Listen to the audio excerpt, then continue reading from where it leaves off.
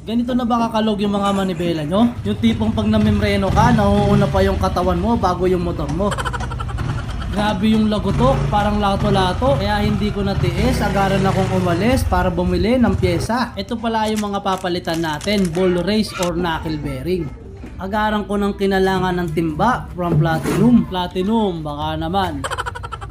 Siyempre, binaklas ko na habang kagatan labi. Diyan kasi ako kumukuha ng persa pag kagatan labi. Ako na pala nagme-maintenance ng motor ko para hindi na ako gumastos. Siyempre, isang big shoutout sa brand partners natin ng Shipatar Philippines.